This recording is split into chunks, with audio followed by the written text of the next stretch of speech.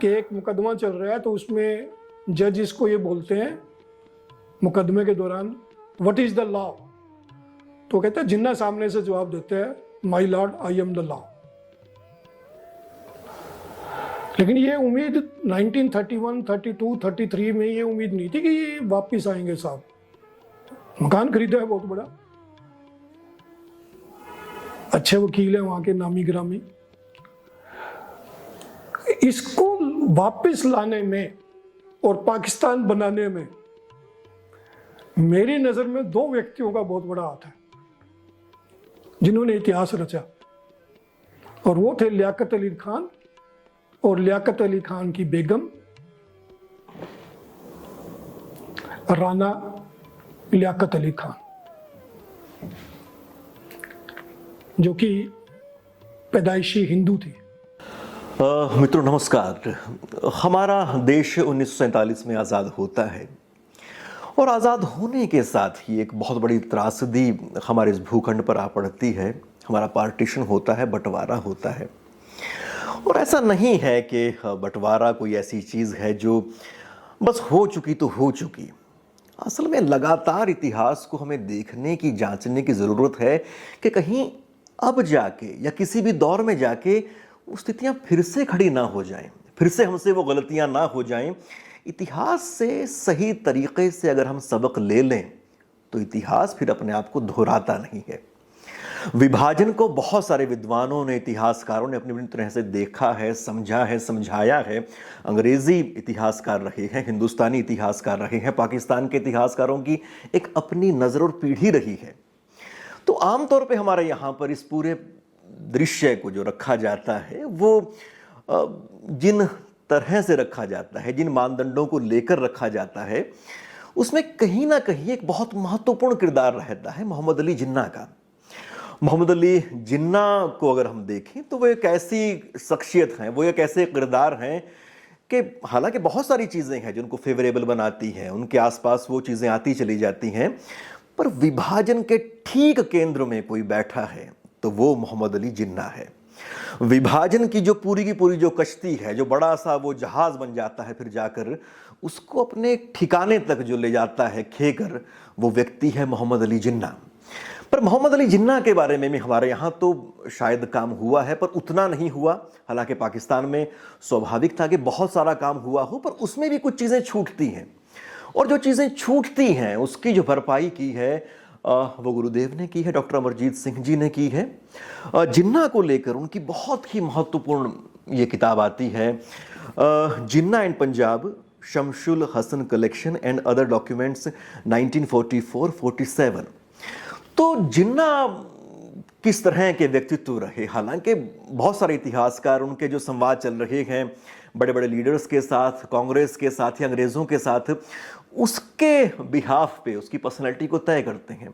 पर जिन्ना किस तरह से एक बड़ा मास मूवमेंट खड़ा कर रहे थे, किस तरह से उनका पत्र व्यवहार चल रहा था, वो तमाम चीज़ें इस किताब के ऊपर जब सर ने काम किया तो उनको वो दृष्टिगोचर हुई।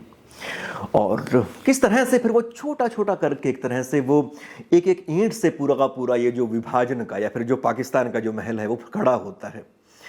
तो इसमें बहुत सारे आयाम हैं, बहुत बड़ी कहानी है, बहुत ज़रूरी कहानी है। तो इस कहानी को बहुत ही विस्तार के साथ, बहुत आराम से हम सर से जानेंगे, ऐसी हमारी पूरी कोशिश रहेगी। और सर ने भी हमें आश्वस्त किया है कि बहुत विस्तार से, बहुत जो उन्होंने अपना अध्ययन जाना है, जो उनकी अपनी विशिष्ट तरह की दृष्टि है, उसके साथ हमें वो रूबरू कराएंगे और इस पूरी यात्रा में लिए चलेंगे। तो जिन्ना को हम जानेंगे, मुस्लिम लीग की जो पॉलिटिक्स है उसके बारे में हम पता करेंगे, और क्यों फिर एक स्थिति के बाद जाकर विभाजन जैसे अपरिहार्य हो गया था उसके बारे में हम पता करेंगे। विभाजन की हमारी जो अब तक की समझ है उसके अलावा एक ये समझ जो है वो एक पूरक समझ के रूप में हमें पूरी पिक्चर बनाने में काम देगी। और आखिर में फिर वही बात कि इतिहास सिर्फ पढ़कर छोड़ देने की चीज़ नहीं है, उसको हम धारण करें, उसमें से कुछ तत्वों को लें और देखें क्या कुछ चीज़ें या फिर कुछ सिग्नल ऐसे तो नहीं कि जब वो आए और हमें अधिक अलर्ट हो जाने की ज़रूरत है, समय रहते कि इन चीज़ों पर काम करने की ज़रूरत है। तो ऐसे बहुत सारे विषय हैं जो सर अपनी विस्तृत बातचीत में छूने वाले हैं। तो आइए आज से इस विषय में प्रवेश करते हैं। आज इंट्रोडक्टरी एक लेक्चर रहेगा और उसके बाद धीरे धीरे करके एक एक अध्याय से पर्दा उठता चला जाएगा। विकास, आपका आज का जो प्रश्न है Mohammad Ali Jinnah and partition of India, Mohammad Ali Jinnah और भारत का विभाजन, वो तो आप स्वयं ही कह रहे हैं कि अपने आप में बहुत बड़ा और बड़ा महत्वपूर्ण प्रश्न है। और पार्टीशन का तरफ जाने वाली घटनाओं का हम जिन्ना के साथ सफ़र करें, जिन्ना के माध्यम से सफ़र करें, ऐसा आप कह रहे हैं। ये विषय पे जो हमारी बातचीत है, मुझे ऐसे लगता है कि बहुत लंबी चलेगी और कई सारी हमें सीटिंग इसके लिए करनी होंगी और बीच बीच में कई प्रश्न आपकी तरफ से जैसे जैसे प्रश्न आते रहेंगे, जो भी आपकी जिज्ञासा होगी उसके अनुसार करेंगे। इसमें पहली बात जहाँ से शुरू करते हैं, वैसे ऐसा कुछ नहीं है इसमें कहाँ से शुरू करेंगे, पर हम जिन्ना का तौर पे शुरू कर रहे हैं। तो एक बात इसमें ये कहेंगे कि भारतीय राष्ट्रीय आंदोलन और भारत का विभाजन, ये एक विषय भी है, दो अलग अलग विषय भी हैं। एक विषय में इसलिए कह रहा हूँ कि वास्तव में जो संघर्ष था ब्रिटिश साम्राज्यवाद के विरोध में, जो हम सब ने मिलके संघर्ष किया, मेरे विचार से तो ये संघर्ष 1757 प्लासी के युद्ध के साथ ही शुरू हो गया था। तो 200 साल तक हम लड़ते रहे और 200 साल तक ये लड़े कि भी अंग्रेज के शासन को समाप्त करना है, ब्रिटिश साम्राज्यवाद को समाप्त करना है। लेकिन अंत में वो समाप्त तो हुआ, पर साथ में विभाजन हुआ। जो राष्ट्र हमारा है वो दो हिस्सों में हो गया। अब विभाजन के तौर पे बहुत कुछ इतिहासकारों ने लिखा है पिछले 75 वर्षों के दौरान। ब्रिटिश इतिहासकारों ने इसकी शुरुआत की थी, जिनको बाद में कैम्ब्रिज इतिहासकार कहा गया। भारत के इतिहासकारों ने भी लिखा, पाकिस्तान के इतिहासकारों ने भी लिखा है, घटनाओं का जिक्र किया है, विचारधाराओं की बात भी की है।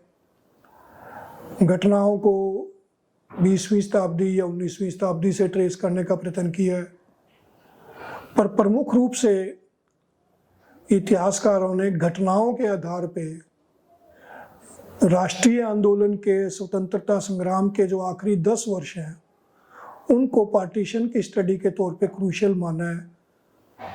या यूं कह लीजिए कि विभाजन की घटनाओं में मुख्य रूप से 1937 से 47 के वर्ष को जो है महत्वपूर्ण माना गया है। वहाँ कुछ घटनाएं ऐसी हो रही थी जो विभाजन की तरफ लेके जाती हैं। इसी संदर्भ में पर्टिकुलर जिन्ना को फोकस करते हुए और जिन्ना का इसमें क्या रोल था, उसके ऊपर भी काम हुआ है। हालांकि बहुत ज़्यादा उस पर नहीं लिखा गया, अभी मैं चर्चा करूंगा आपके साथ बहुत ब्रीफ में। और पर्सनली मैं भी इस बात से पूरी तरह से स्वीकार करता हूँ, इस बात को मैं इम्प्रेस हूँ एज हिस्टोरिकल राइटिंग में,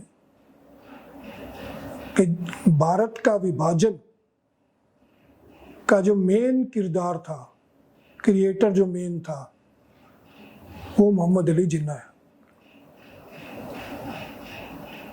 इस बात से इनकार नहीं है कि ब्रिटिश राज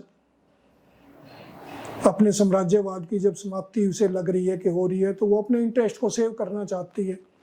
ब्रिटिश साम्राज्यवाद सेव करना चाहता है अपने पॉलिटिकल इंटरेस्ट, मिलिट्री इंटरेस्ट, उसके इकोनॉमिक इंटरेस्ट, सोशल इंटरेस्ट, जिसके लिए उसने भी इसमें इंटरेस्ट लिया, इसे कुछ गतिविधियां की। और इंडियन नेशनल कांग्रेस की तरफ से गलतियां हुई, इस बात से तो कोई इनकार नहीं है, तभी उसका परिणाम हुआ। लेकिन प्रमुख रूप से ये जिन्ना की ही गतिविधियां थी।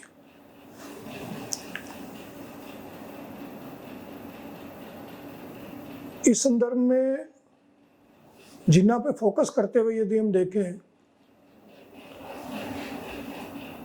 तो मैं 4 पुस्तकों की तरफ या 4 इतिहासकारों की तरफ शुरू में रेफरेंस देना चाहूँगा।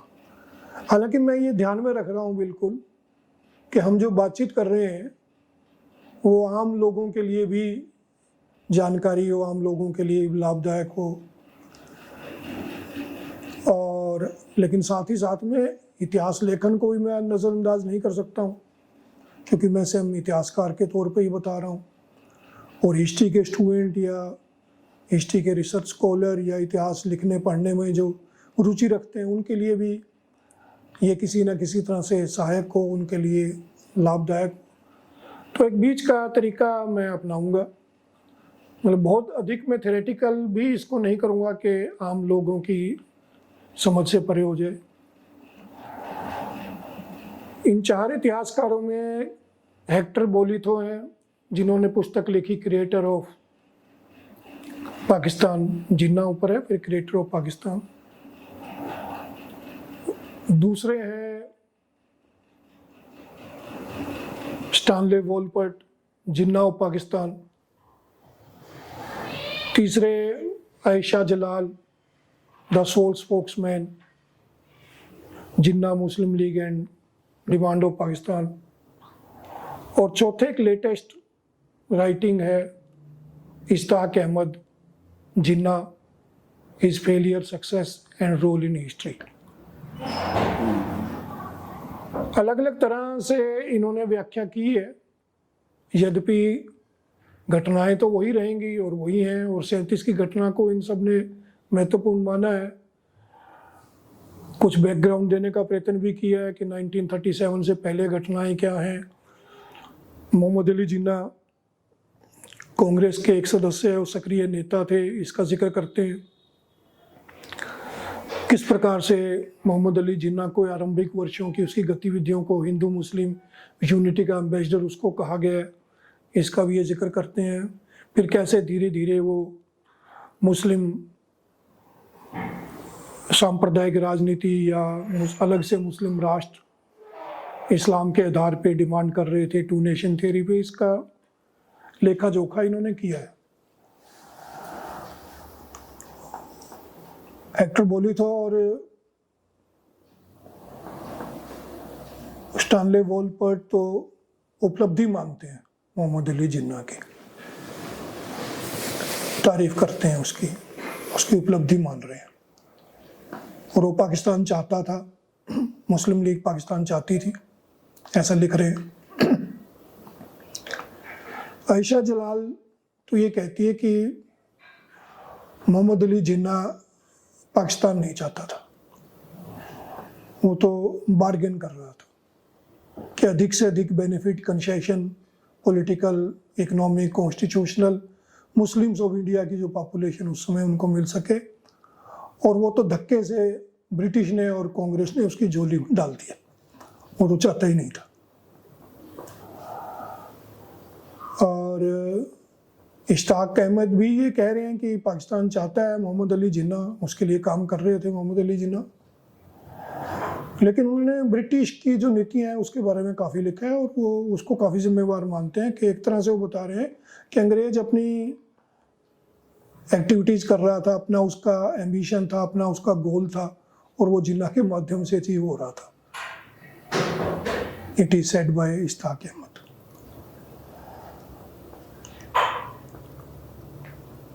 ये जो इतिहासकार, ये तो मैंने कुछ 4 बताए, और भी हैं।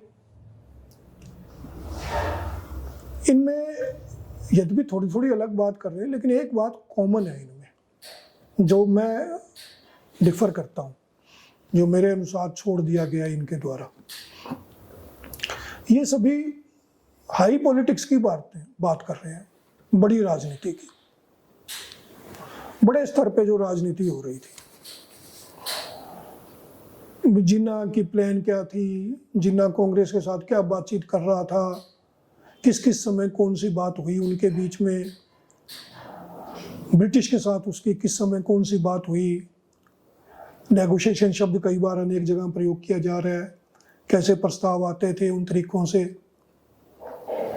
आम जनता की बात इन्होंने नहीं की है। अब इतिहास होता है आम जनता का, प्रश्न ये है कि लोग क्या चाहते थे? भारत के मुसलमान क्या उनके बिना पाकिस्तान बन गया? वो क्या कह रहे थे या क्यों कह रहे थे? ये तो कहा जा सकता है कि क्यों कह रहे थे, ये लोग भी किसी प्रभाव में आए होंगे। अब लोग का मतलब हम शब्द कहेंगे आम मुसलमान। आम मुसलमान कहाँ का? कॉमन मुस्लिम। तो जिन समय की घटनाओं का अधिक जिक्र करते हैं ये सभी, उस समय ब्रिटिश इंडिया के 11 प्रांत थे।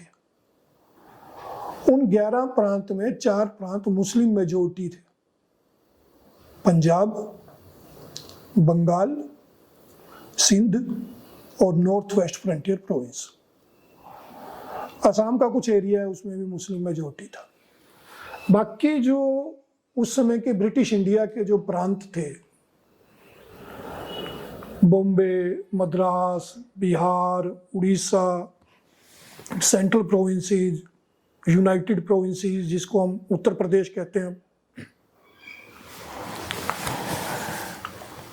इसमें मुस्लिम माइनॉरिटी में था।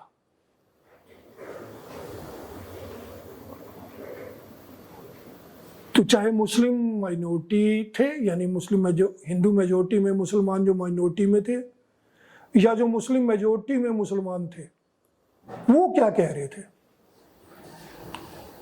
उसकी तरफ ध्यान नहीं दिया गया।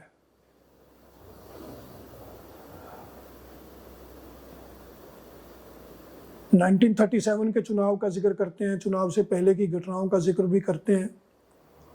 वहां सभी में ऊपर की राजनीति की बात करी जा रही है लगातार। ऑल इंडिया मुस्लिम लीग का ऑफिस जो था, जहां रिकॉर्ड रखा जाता था, जहां से गवर्न करता है दिल्ली से, उनके सेक्रेटरी थे सैयद शमसुल हसन। ये साहब मोहम्मद अली जिन्ना के बहुत करीब थे।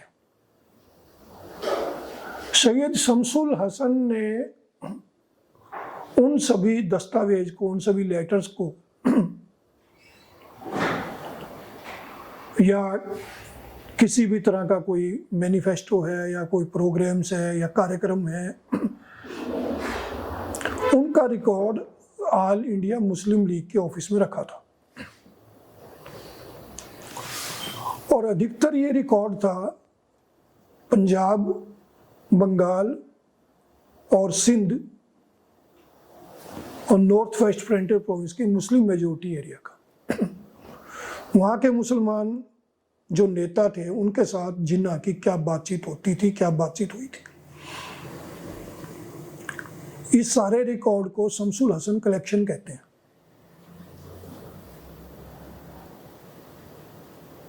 ये बाद की बात है, वहां से मैंने शुरू किया है। 1947 में जब विभाजन तय हो गया तो मोहम्मद अली जिन्ना ने उसे कहा था कि don't destroy these documents, preserve it and publish it after 20 years so that the Muslims of Pakistan may know how come we fought for the achievement of the Pakistan. Shamsul Hasan लिखता है कि उसने अपनी जान की बाजी लगाई और अपने परिवार की जिंदगी को खतरे में डाला, और किसी भी तरीके से वो ये डॉक्यूमेंट लेके उस समय जो पाकिस्तान बना था वहां चला गया, लेके गया उसको कराची में।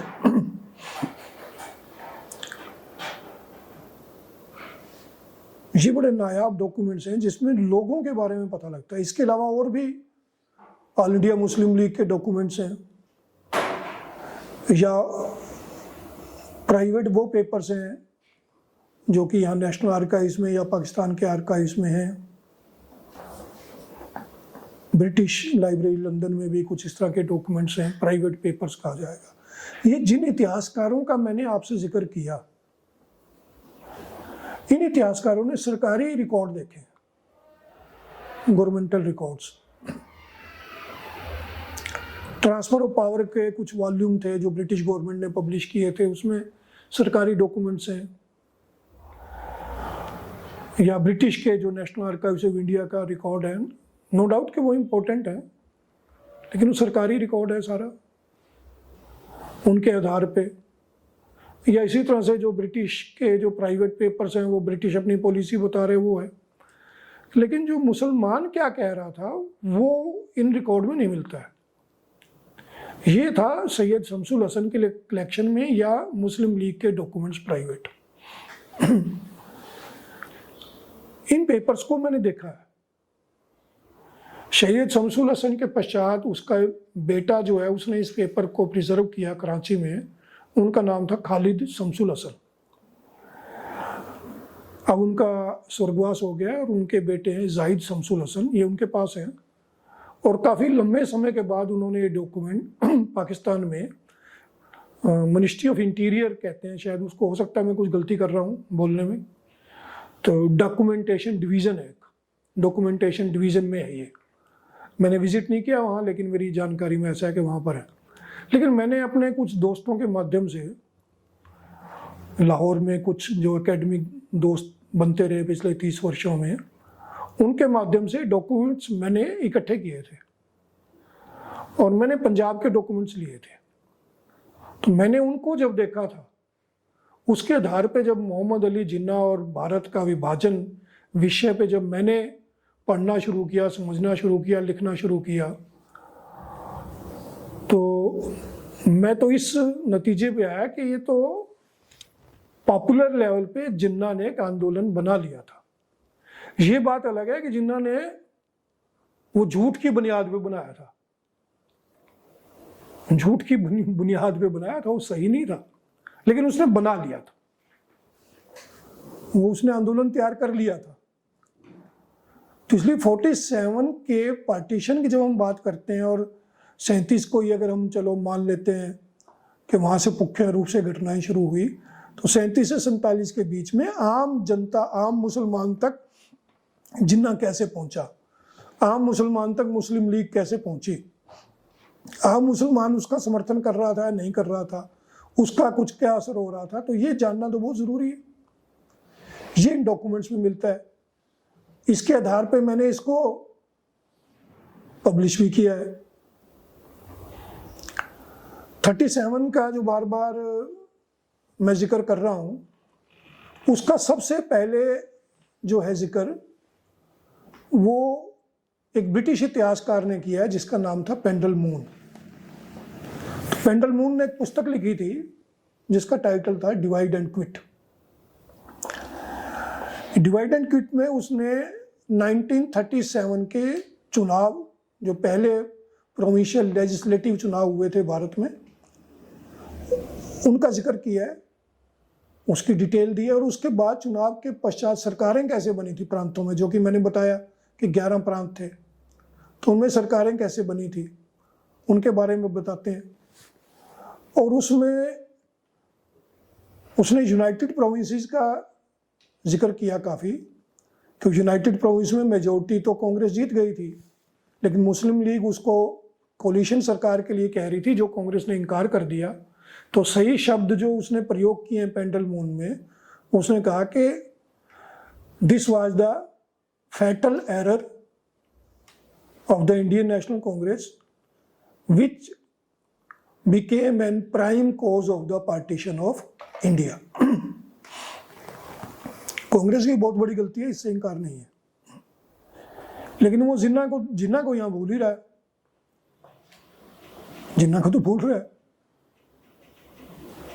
क्योंकि जिन्ना ने किया ना 1937 के बाद जो कुछ किया वो तो जिन्ना ने किया। तो ये तो मैंने पहली बात कही।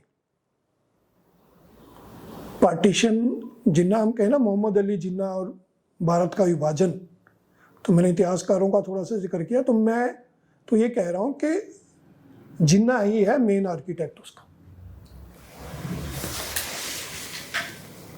और जिन्ना ने झूठ के उस पर खड़ा किया इसको। टू नेशन थ्योरी भी अनट्रू है, अनट्रू है, वास्तविकता नहीं है। और शुरू में तो जिन्ना मानता भी नहीं था, मान भी नहीं रहा था, जिन्ना टू नेशन थ्योरी को स्वीकार नहीं कर रहा था।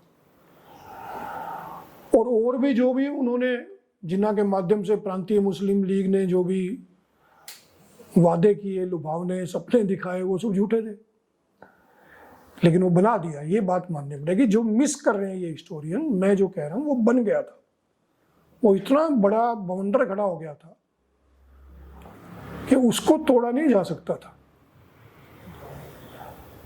अब अगली बात में, आज तो हम सिर्फ इंट्रोडक्शन ही करेंगे। ये दूसरी बात जो मैं यहाँ पे बताना चाहूँगा, या दूसरी बात शुरू करने से पहले इसी बात में कुछ मैं नाम शेयर करना चाहूँगा अपने साथियों, सुनने वालों को। जैसे मैंने पंजाब का जिक्र किया, अभी पंजाब के मुस्लिम लीडर्स, तो ये कोरेस्पोंडेंस मिलती हैं, लेटर्स मिलते हैं, और भी डॉक्यूमेंट्स मिलते हैं। तो इनमें बहुत सारे इंपॉर्टेंट नाम हैं, जैसे शौकत हयात खां, फिरोज खान नून, नवाब इख्तियार हुसैन खां ऑफ मामदोद, मियाँ बशीर अहमद, नवाबजादा राशिद अली खान, राजा गजनफर अली खान, बेगम जवान आरा खान,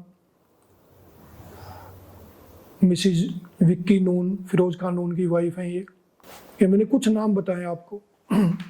ये पंजाब की लीडरशिप है जो उसको पाकिस्तान की तरफ लेके जा रही है। ये सारा रिकॉर्ड हमें मिलता है इसमें। अब इसके बाद मैं एक दूसरी बात और रखना चाहूँगा इंट्रोडक्शन के तौर पे। पहली बात मैंने बताई आपसे। दूसरी बात के जब 1937 पे आते हैं, तो क्योंकि मेन बात हमने कही कि जिन्ना है, तो थोड़ा सा जिन्ना की बैकग्राउंड 37 से पहले भी देखनी पड़ेगी। फिर जिन्ना ने अचानक से कैसे मन बना लिया, या कैसे इस दिशा की तरफ चल पड़े हो, या वो पहले से ही ऐसा सोच रहे थे। क्योंकि जिन्ना तो पहले से इंडियन पॉलिटिक्स में एक्टिव थे, तो क्या वो पहले से ऐसा सोच रहे थे, पहले से उसने माइंड ऐसा बनाया हुआ था, या कुछ घटनाएं ऐसी थी, या कहीं से प्रभावित हो गए, या किसी से नाराज हो गए, या किसी की गलती का फायदा उठा लिया, हुआ क्या ये असल सारा कुछ। आरंभ में जब जिन्ना ने राजनीति ज्वाइन की है, तो जिन्ना इंडियन नेशनल कांग्रेस के सदस्य हैं। 1906 में दादा भाई नारोजी के सेक्रेटरी हैं, और आरंभ के जो मुस्लिम लीग के फाउंडर्स हैं, अर्ली जो लीडर्स हैं, वो जिन्ना को कहते हैं बार बार मुस्लिम लीग ज्वाइन करने के लिए। तो जिन्ना ने मुस्लिम लीग ज्वाइन नहीं की थी। सरागा खां, नवाब सलीमुल्लाह खां, विकारुल मुल्क, मौसिमुल मुल्क, वजीर खान, ये सारे हैं। हकीम अजमल खान, जिन्ना स्वीकार नहीं करता है। मुस्लिम लीग को कहते हैं भी ये सांप्रदायिक है, कम्युनल है, छोट दल है, और उसको ज्वाइन नहीं कर रहा है। 1913 में उसने मुस्लिम लीग को ज्वाइन किया है। 1913 में मोहम्मद अली जिन्ना इंग्लैंड गए, जिस समय गोखले भी हैं उस समय साथ। तो इंडियन ओपिनियन को पार्लियामेंट के सदस्यों के साथ रखना चाहते हैं, डिस्कस करना चाहते हैं। तो वहाँ मुस्लिम जो स्टूडेंट्स हैं उनके साथ 2-3 मीटिंग्स हैं, और वहीं पे मुस्लिम लीग के 2 लीडर्स उस समय वहीं पर हैं, मौलाना मोहम्मद अली है, और इमीडिएटली लंदन से आने के बाद 1913 में उसने मुस्लिम लीग को ज्वाइन किया। लेकिन मुस्लिम लीग और कांग्रेस दोनों का सदस्य है वो 1913 के बाद। और हमें घटनाएं बीच में मिलती हैं। 1928 में उसकी नाराजगी हमें नजर आती है। ऑल पार्टी कॉन्फ्रेंस जब की जाती है, कलकत्ता में मीटिंग होती है, तो वहाँ नाराजगी जाहिर करता है जिन्ना। तो यहाँ पे जिन्ना मुस्लिम कम्युनिटी की बात तो हमेशा कर रहे थे, जो मैं कहना चाहता हूँ। ऐसा नहीं कि मुस्लिम कम्युनिटी की बात नहीं कर रहे थे, मुस्लिम कम्युनिटी की बात वो कर रहे हैं। और 1928 में उसकी नाराजगी भी इसी बात से है, क्योंकि जिन्ना ने कहा कि सेंट्रल लेजिस्लेटिव असेंबली में 2/3 सदस्य मुसलमान होने चाहिए। अब जबकि मुस्लिम की पॉपुलेशन आप देख लो कितनी है। मुस्लिम की पॉपुलेशन 47 में, टोटल पॉपुलेशन जो है ना 31 में 35 करोड़ है। इस 35 करोड़ में 9 करोड़ है। मैं रफ सा एस्टिमेट दे रहा हूँ, कोई एकदम से मैं किताबों का एस्टिमेट नहीं दे रहा। 9 करोड़ के आसपास है। तो उसमें वो 2/3 मांग रहा है, 2/3। और पंजाब और बंगाल में पॉपुलेशन के आधार पे दिया जाए। अब पंजाब और बंगाल में तो पॉपुलेशन ज़्यादा है इनकी, वहाँ तो पॉपुलेशन के आधार पे दे दो, तो बाकी इंडिया में पॉपुलेशन के आधार पे ले लो। सिंध को अलग से प्रांत बना दिया जाए, नॉर्थ वेस्ट फ्रंटियर प्रोविंस में कॉन्स्टिट्यूशनल रिफॉर्म कर दिए जाए। और जिन्ना इस बात से नाराज हुआ है। जिन्ना के एक मित्र हैं, जब ये चलता है कैलकाटा से है दिल्ली के लिए, तो जिन्ना के मित्र हैं, पारसी फ्रेंड हैं उसके, जमशेद जी को इसने कहा है, बाद में ये डॉक्यूमेंट हमें जो बॉम्बे के और कलकत्ता के रिकॉर्ड्स हैं उनमें मिलता है। उसने अपनी डायरी में भी लिखा है। तो कहता है this is parting of ways. अब मैं इनसे बात नहीं करूंगा, तो मानते नहीं मेरी बात। लेकिन जिन्ना सिर्फ इस बात से नाराज नहीं था कि कांग्रेस ने स्वीकार नहीं किया। जिन्ना जो उस समय ऑल इंडिया मुस्लिम लीग की लीडरशिप थी और राष्ट्रीय स्तर पे एक दूसरी ऑर्गेनाइजेशन थी मुस्लिम कॉन्फ्रेंस, उनके जो मुसलमान नेता है जो कद में इससे बड़े थे उस समय, उनसे भी नाराज है। कद में बड़े मैंने क्यों शब्द प्रयोग किया, यानी उस समय जो कुछ भी बातचीत हो रही है वो बातचीत तो ब्रिटिश के साथ होती है,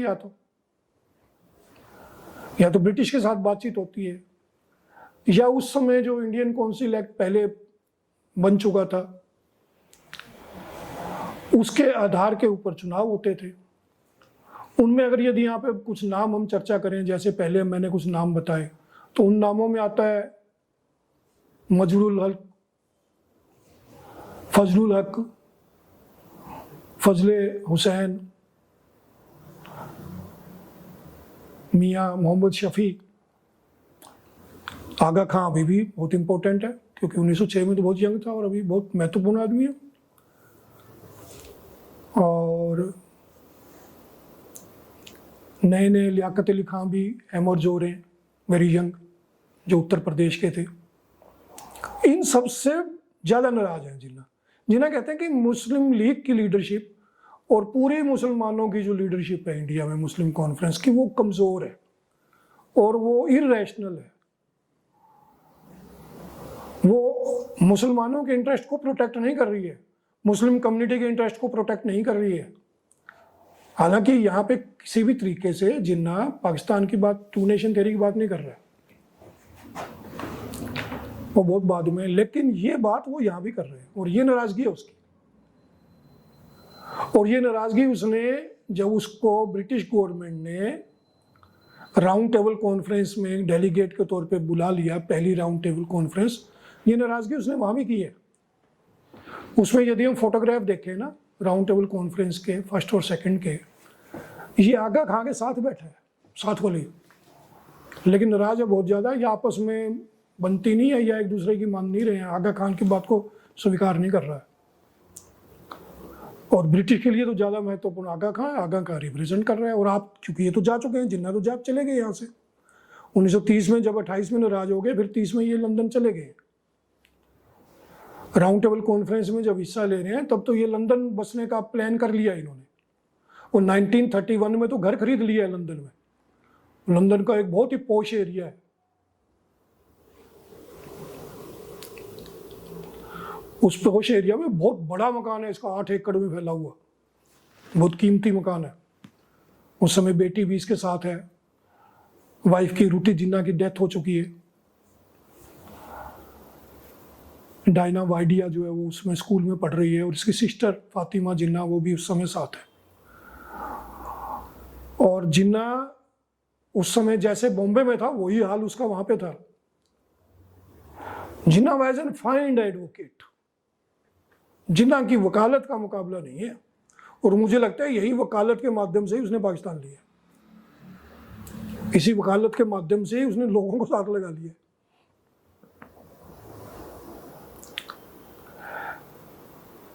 जमशेदी, नौशेरमा, जिनका मैंने जिक्र किया पहले, जो इनके मित्र हैं, ऐसे इनके एक दोस्त एक और हैं बॉम्बे में, दीवान चमन लाल।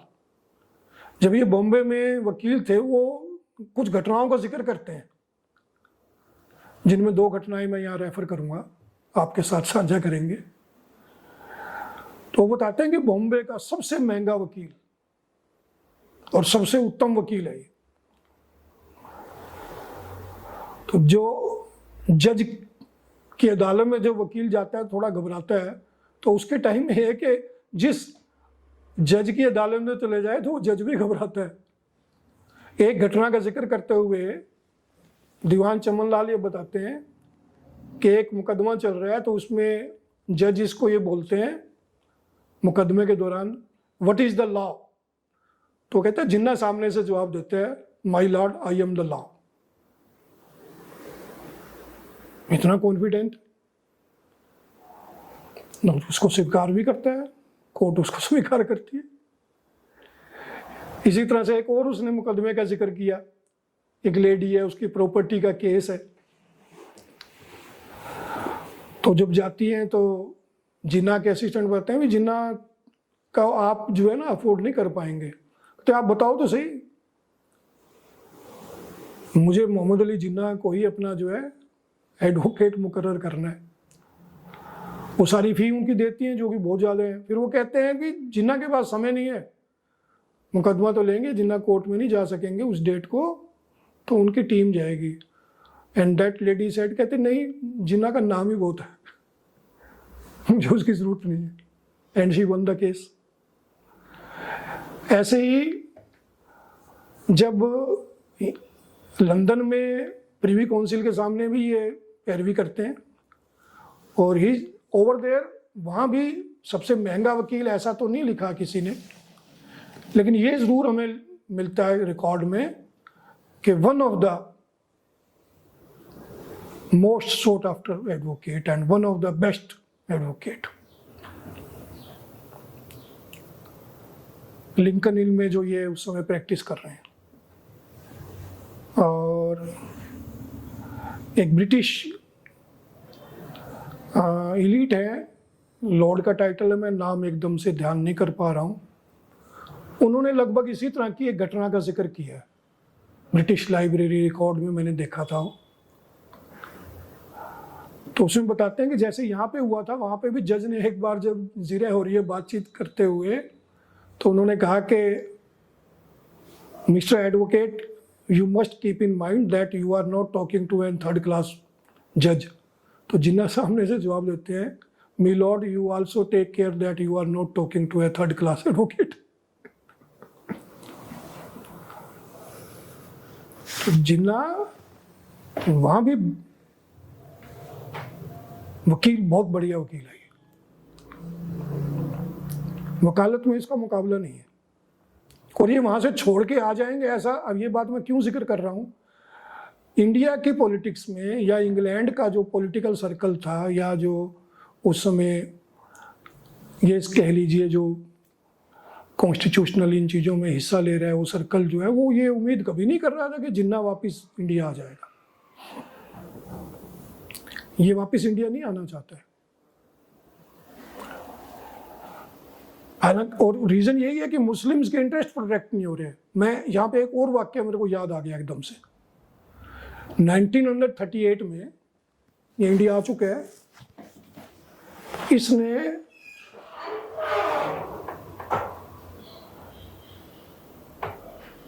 लखनऊ में स्टूडेंट्स को एड्रेस किया है, और स्टूडेंट को एड्रेस करते हुए इसने पुरानी जिक्र किया। ने कहा, मैं जब यहाँ से चला गया था 1930 और वापस आया, तो मैं इसलिए नहीं चला गया था कि मेरे को अपने देश से प्यार नहीं है, या मैं इसलिए नहीं चला गया था कि देशवासियों और मुसलमानों से प्यार नहीं है, मुस्लिम गैदरिंग है वो। मैं इसलिए गया था क्योंकि जो मुस्लिम लीडरशिप है वो बहुत ज़्यादा कमज़ोर है, और भी कुछ शब्दों का प्रयोग करता है। इनकम्पिटेंट है, वो मुस्लिम इंटरेस्ट को प्रोटेक्ट नहीं कर रहे हैं। और मुझे ऐसा लगता है कि हिंदू मेजोरिटी जो है ये तो मुसलमानों पे हावी रहेगी, इनका तो हालात खराब रहेगा। इसलिए मैं तो दुखी होके, दुखी मन से चला गया था। तो ये बात उसने 1938 में बताई कि मैं वहां क्यों गया था। लेकिन ये उम्मीद 1931, 32, 33 में ये उम्मीद नहीं थी कि ये वापस आएंगे साहब। मकान खरीदा है बहुत बड़ा, अच्छे वकील है वहां के, नामी गिरामी। इसको वापस लाने में और पाकिस्तान बनाने में मेरी नजर में दो व्यक्तियों का बहुत बड़ा हाथ है जिन्होंने इतिहास रचा, और वो थे लियाकत अली खान और लियाकत अली खान की बेगम राना लियाकत अली खान, जो कि पैदाइशी हिंदू थी। राना लियाकत अली खान, सेकंड मैरिज है ये लियाकत अली खान की। यूनाइटेड प्रोविंस के बहुत जो है इलीट परिवार से उनसे संबंध रखता है कि जो जिनके ताल्लुकात पर्शिया से और सेंट्रल एशिया से, उन परिवारों से संबंध रखता था। इसकी ये सेकंड मैरिज है।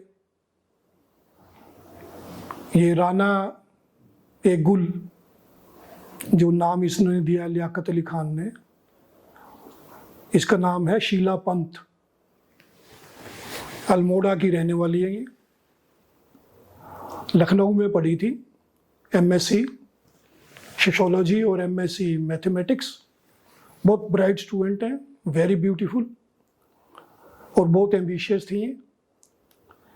ये दिल्ली के कॉलेज में इकोनॉमिक्स की प्रोफेसर थी। वहीं पे लियाकत अली खान के साथ इनकी मुलाकात हुई, उसके बाद इनका विवाह हो गया और ये हनीमून मनाने के लिए इंग्लैंड गए थे जुलाई 1933। पाकिस्तान बनाने का इतिहास तो जुलाई 1933 में जिन्ना के घर पे रचा गया। यहां बनता है पाकिस्तान,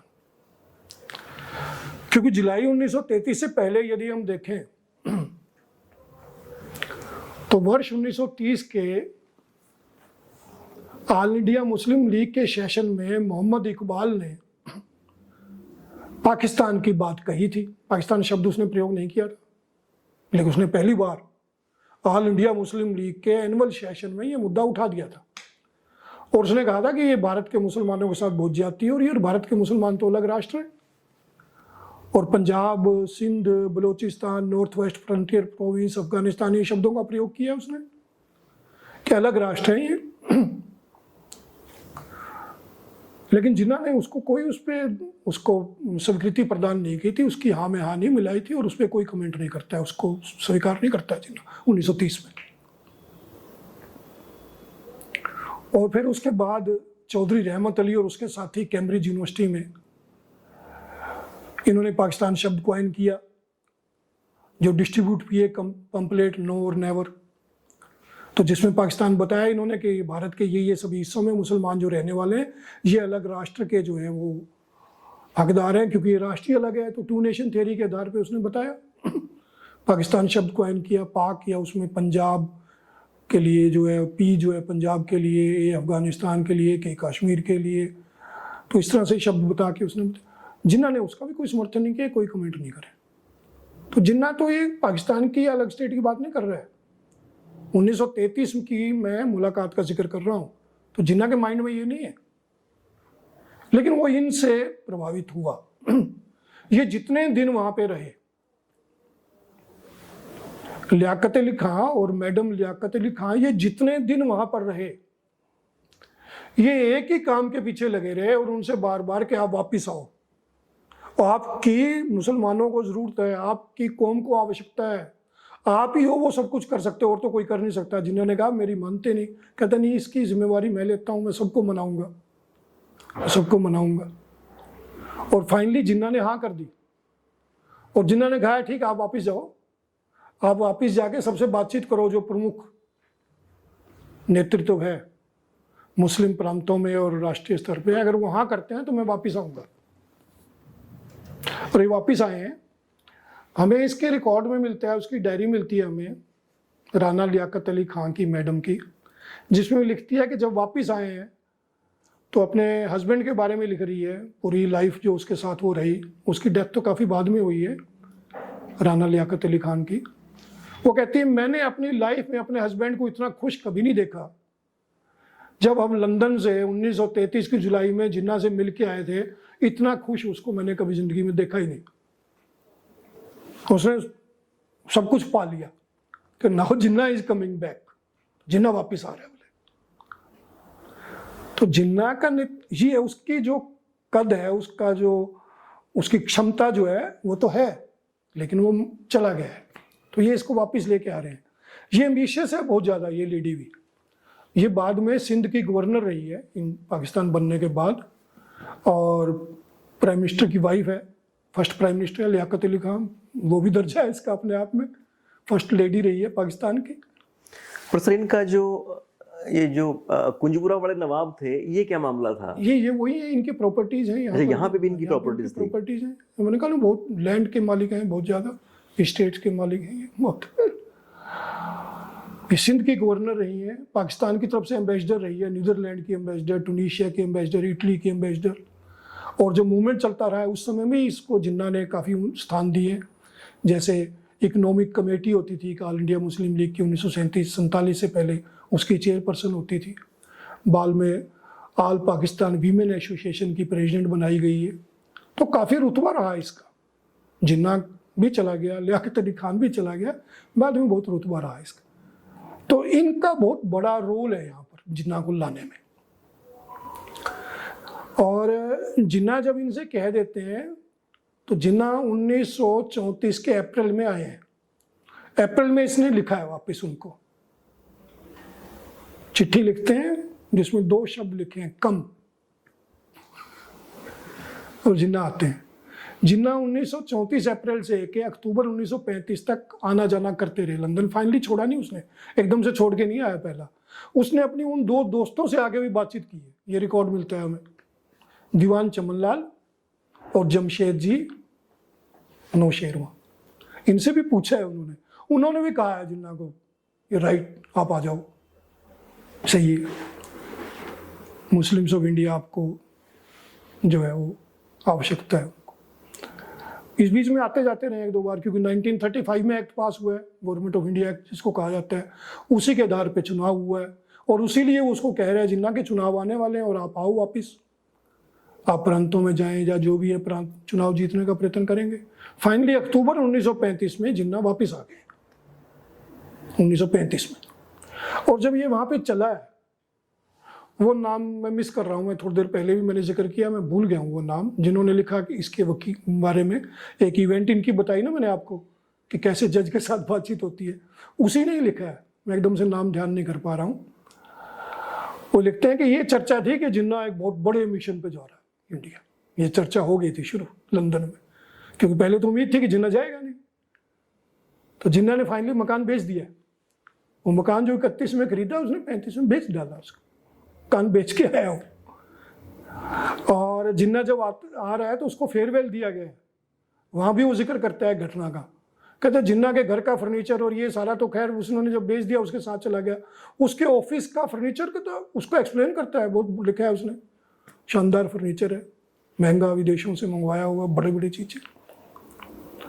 तो उसके एक कोलीग ने कहा कि जिन्ना से भी ये फर्नीचर आप मुझे दे जाओ, कीमत लगा रहा है उसकी। तो कहते जिन्ना ने उसको कहता है कि नहीं इसकी कोई ज़रूरत नहीं, ये आप ही रख लो, मैं तो एक बहुत बड़े मिशन पर जा रहा हूँ। पैसे नहीं लिए जिन्ना ने उसके, मैं तो देश बनाने के लिए जा रहा हूँ एक। तो यहाँ जो कुछ इतिहासकार, जिसमें मैंने एक जिक्र किया कि वो बता रहे हैं कि नहीं जिन्ना तो पाकिस्तान नहीं चाहता था, तो जिन्ना तो भाई जब चला है वहाँ से वो तभी सोच चुका था, जिन्ना तभी सोच चुका था। और ये कह देना कि वो मुस्लिम की बात नहीं करता, तो मुसलमान की बात तो पहले भी करता था, ऐसा नहीं है कि नहीं करता था। हाँ, लेकिन अलग राष्ट्र की बात नहीं कर रहा है, पर मुसलमान की बात तो कर रहा था, मुसलमान की बात तो कर रहा है, मुस्लिम की बात करता है वो, अलग राष्ट्र की बात भी बाद में करता है। ये मोहम्मद अली जिन्ना और मोहम्मद इकबाल के बीच में, वो मोहम्मद इकबाल भी उस समय वहीं है लंदन में, जिस समय ये लंदन में है, और कई बार मिले हैं ये, तो उसको सीरियसली नहीं लेता था। मोहम्मद इकबाल अलग राष्ट्र की बात करता था, ये मुसलमान के इंटरेस्ट की बात करता है, अलग राष्ट्र की बात नहीं करता है। और 36-37 के वर्ष के दौरान उसने लेटर्स भी लिखे हैं मोहम्मद इकबाल ने, तो कोई ज़्यादा उसको ध्यान नहीं देते, जवाब भी नहीं दे रहे हैं।